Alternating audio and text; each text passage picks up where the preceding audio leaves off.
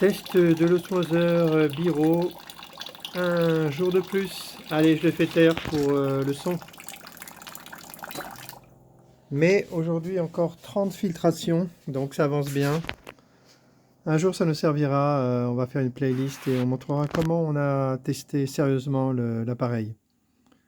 Alors aujourd'hui des plutôt bonnes nouvelles et des moins bonnes en fait aussi. Je vais commencer par les moins bonnes. La bonne c'est que j'ai une boîte de capture candidate que je vais pouvoir montrer et je vais pouvoir demander au fabricant un prototype. Dans les mauvaises nouvelles, il y a Ludovic de Vigneux, qui est un apiphiile, qui est très actif. Il a appris très très vite, c'est sa troisième année ou deuxième année, je ne me rappelle plus très bien. Et lui, il donne déjà des essaims à ses voisins, il les aide à aller chercher des essaimages. Il va chercher ses essaimages. Il a déjà créé deux ruchers autour de lui. C'est le top, quoi. Et l'année dernière, il avait gardé ses essaims, lui.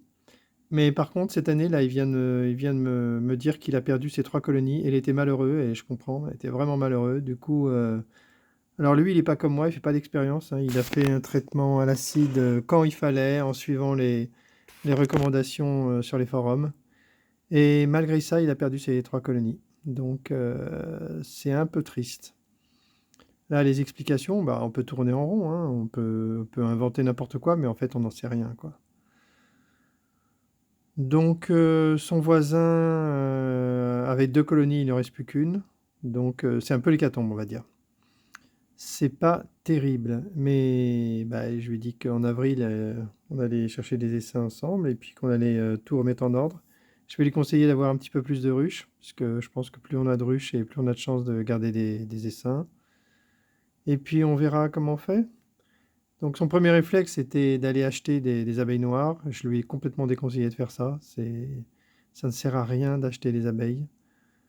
J'avais une discussion avec Philippe, qui lui est de Morangis, et qui lui est plutôt filiation d'Adam, hein. Il est en d'Adam, et puis bon, c'est un apiculteur classique, amateur.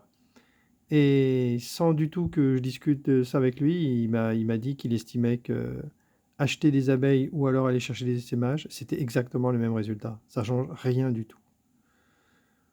Donc, c'est aléatoire en fait. Il y a tellement de sources d'ennuis pour les abeilles que la réussite est totalement aléatoire et elle est plutôt négative en général. Donc, alors en parallèle de ça et totalement par hasard, je suis tombé sur une vidéo d'un apiculteur professionnel extrêmement satisfait de lui, qui fait toute une vidéo pour expliquer, regardez, vous vous souvenez de ces 15 colonies qui n'étaient pas terribles, je les ai mis dans un coin. Et regardez comment c'est florissant aujourd'hui, regardez, j'ai 30 colonies qui marchent, regardez le nombre d'abeilles, il est super content de lui, il fait l'autosatisfaction au dernier degré. Et là, du coup, bah, on écoute un peu, on se dit, tiens, quand même, comment il fait, quoi. Alors, il explique comment il fait, sans honte, sans honte. Il a pris ses 15 colonies, il les a découpées en petits morceaux, il a mis des cadres de couvain, et puis à partir de ça, il a fait 30 colonies. Donc déjà, c'est un beau massacre. Il a découpé les colonies, mais c'est pas fini, d'après ce que j'ai compris. Ensuite, il a reméré toutes les colonies, et puis maintenant, bah, tout va bien. Ah ouais, génial. Et donc maintenant, il montre des colonies avec plein d'abeilles. Bah ouais, donc en gros, par rapport à ces 15 colonies d'origine, il n'y a pas une seule abeille qui a le patrimoine génétique qu'il y avait au départ. En fait, il a massacré les 15 colonies pour fabriquer 30 colonies à partir de reines, soit qu'il a achetées, soit qu'il a fabriquées à partir de reines qu'il a achetées. Ça s'appelle un massacre total. Et voilà, donc lui, dans ses vidéos, bah, il montre pas des colonies moribondes comme moi, hein, il montre des belles abeilles. Et il explique comment il fait et ça choque personne en fait. Ça choque personne. Tout le monde trouve ça super bien, bravo. C'est vraiment un plaisir de voir tes vidéos, vraiment. Quel amour des abeilles. Bon, d'accord. On va pas dire son nom, hein, mais bon, je pense que c'est pas la peine de dire son nom. Je pense que tous les apiculteurs professionnels font ça, quoi. Donc ils sont tous pareils, quoi. Ok, donc bah, nous on va continuer et on va essayer de trouver des solutions pour garder les abeilles. Donc, alors je repasse au test, hein, puisqu'on le fait tous les jours. Donc là, il y a 166 ppm sur l'eau du robinet. Et puis l'eau osmosée, on va voir où on en est. 52. Ouais, alors on va recommencer parce que Ah non, c'est bon, j'ai pas fait de blague. 20? Ah, comment ça se fait 48? C'est pas possible ça. 48, ça me paraît énorme. Donc je vais aller me rechercher de l'eau. Si c'est vraiment 48, ça serait pas bon du tout. Allez, je fais une pause, je vais rechercher de l'eau dans le seau. Là, je confirme, j'ai été chercher de l'eau dans le seau et j'ai 46. Donc là, c'est vraiment pas bon du tout, hein. Parce que passer en une journée de 14 à 46, gloops, j'ai envie de dire gloops. Je vais relancer une filtration et je vais retester. Mais c'est plutôt décevant. Je fais une pause, je vais relancer une filtration et je vais refaire le test pour voir. Voilà, j'ai filtré un verre et maintenant j'atteins 24.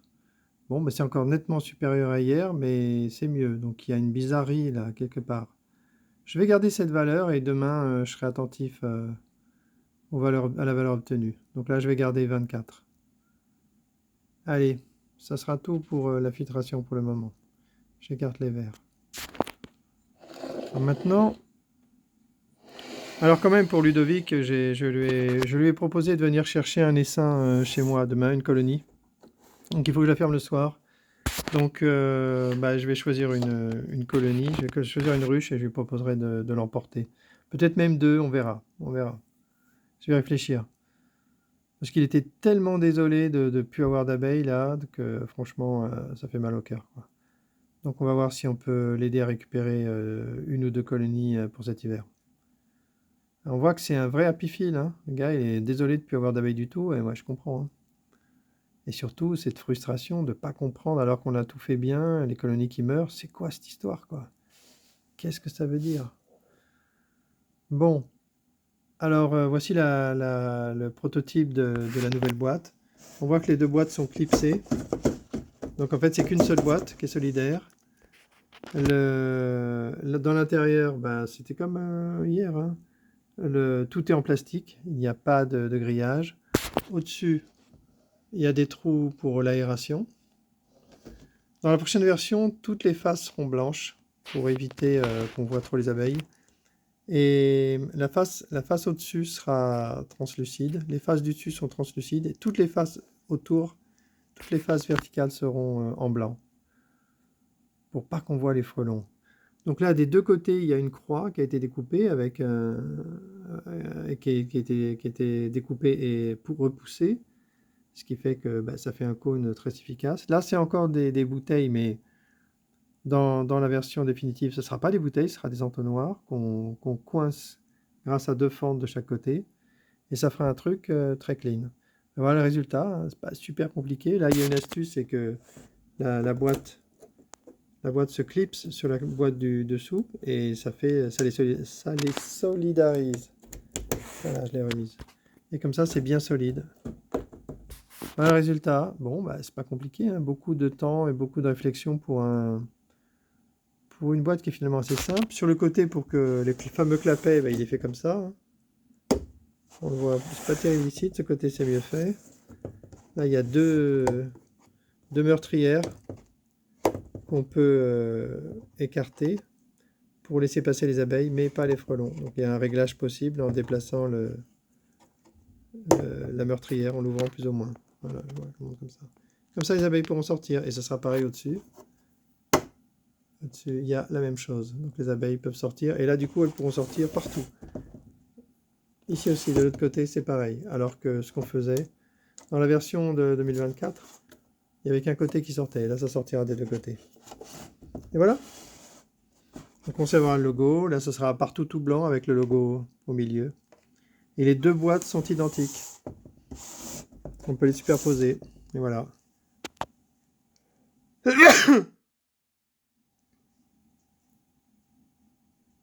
On a deux croix. On ne sera pas obligé d'utiliser les deux. Ce sera en fonction de l'humeur. Si on a envie d'utiliser les deux croix, on le fera. Sinon, une seule devrait suffire aussi. Donc voilà, c'est terminé. Donc dès demain matin, je vais tester cette boîte. J'ai commandé les entonnoirs. Dès que je les reçois, ben, je teste, je mesure partout et je demande au fabricant de faire un prototype qui nous envoie et qu'on teste sur le rucher. Et voilà. Je pense qu'il est plus que minuit. Minuit 30, donc c'est tout pour aujourd'hui, hein. Donc fin de la vidéo pour le test de l'osmoseur, jour 9 probablement. Allez, fin de la vidéo.